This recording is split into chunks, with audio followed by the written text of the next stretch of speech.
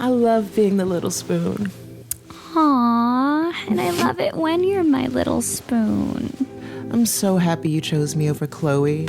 And I'm glad that random guy you showed up with the other day was just your weird cousin and not your boyfriend. Yes, silly. Come on.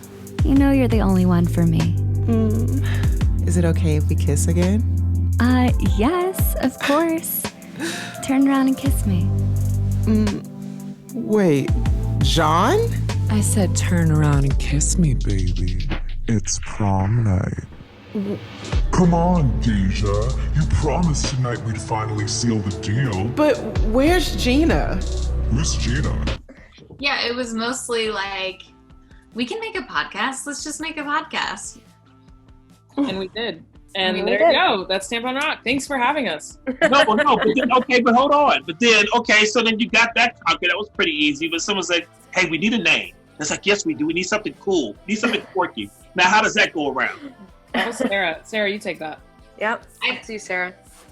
I don't know how tamponrock.com is like not a thing that already exists. I was like confused by that.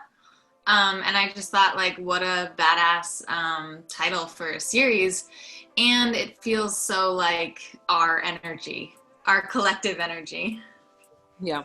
I took this like rock history class in college, and they talked about for like a few chapters cock rock of like the 70s, which is like classic rock. And then there was this term that came when like Tracy Chapman, a few other like Melissa Etheridge, all these like women started playing, and some were playing like acoustic style and some went into like Riot Girl and the Pacific Northwest scene. And some people like called it Tampon Rock as a derogatory term. It's a scripted comedy podcast with music elements, and it's a journey. It's a story. It's a story about self-growth and awareness and dating and love and friendship. It's all of that. It's like I think I described it like a soap opera. It's like Friends, the like TV show, but like with Black people and music. I love musicals. I mean, some of them, but I think it caters to people who also don't, you know, like it has a nice balance, like where it's not every song is like a 5-minute like hip opera, like what's that show? Hamilton, you know. You understand what they're saying. I didn't understand what Hamilton was saying, but you know, I feel like this podcast knows. I don't know. I'm just rambling now at this point. Somebody can just help me out. Yeah, I mean, I think it's like a coming of age story about there you go. Friends, so I feel like everyone can relate to that, you know? Exactly.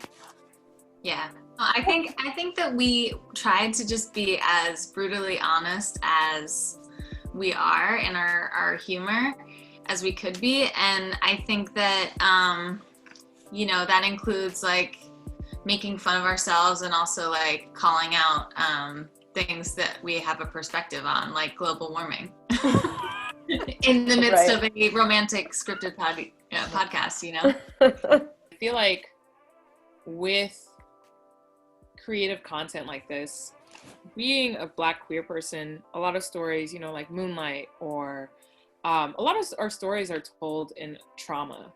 And I think as someone who is like very like, you know, going out protesting and saying all this is a protest, this representation is, you know, like having the ability to tell a story that's not rooted in trauma, having a story that, you know, gives Black girl joy, or like having a character that is Black and queer at the forefront.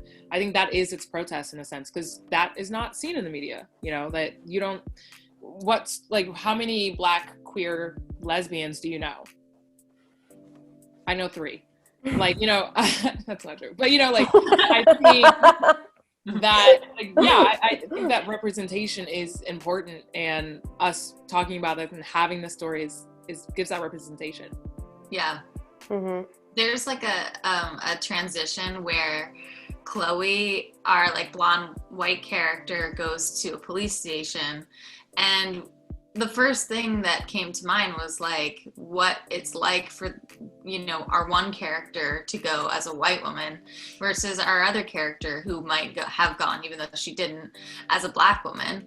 And so naturally we just like talked about it in the transition, even though it was like done in a,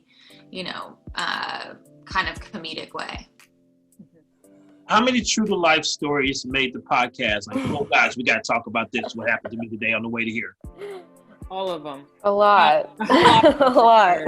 As someone, I used to date a lot, so I think the Tinder one was kind of like, not all of my experiences, but like a lot of that was rooted from there. And like Sarah, there was some stuff in there. Even with Sophie, like we all kind of had our own like experiences, and we're just able to kind of like stir it up in this pot and make Tampon Rock.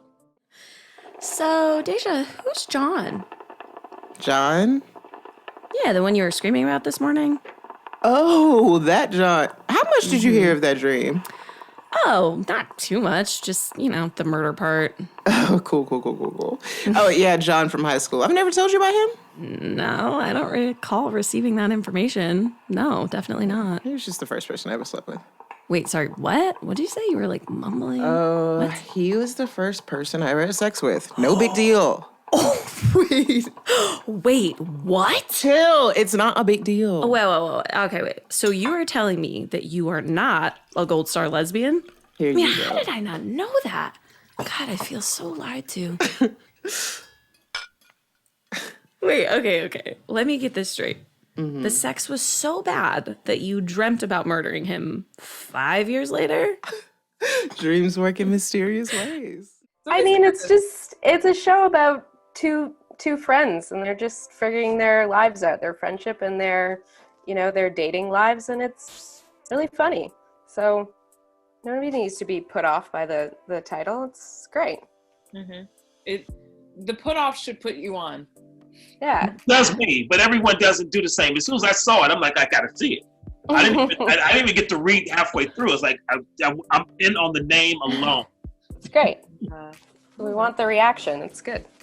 I kind of feel like if somebody reacts negatively to the title, then like I don't even want them to enjoy the podcast or like get to enjoy it.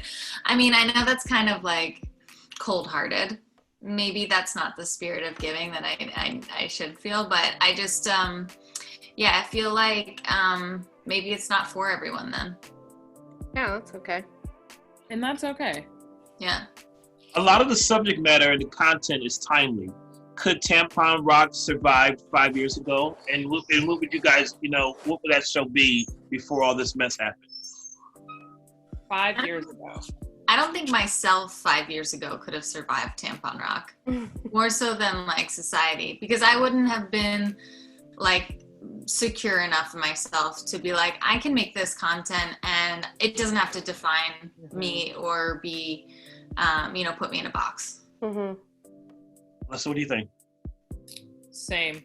I think 5 years ago, I was a totally different person. Tampon Rock would have been called like, what are they called? Unsanitary pads? Sanitary pads? Tampon Rock would have just been called Rock. Or let's not talk about tampon.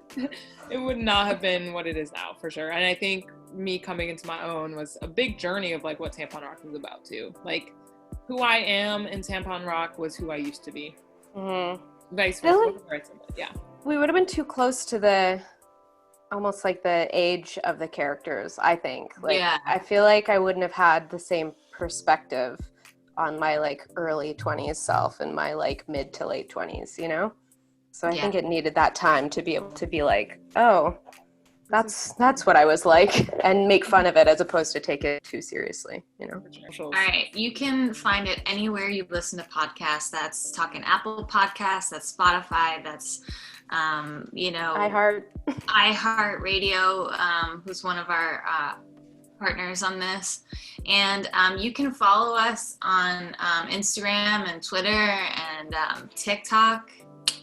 And I think we're just Tampon Rock Pod or Tampon Rock. Tampon Rock Pod, I think, is Twitter. Tampon Rock is Instagram. Cool.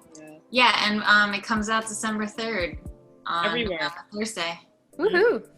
2 episodes, and then every week after that for 8 episodes. Hi, we're Tampon Rock. And We've just been buds.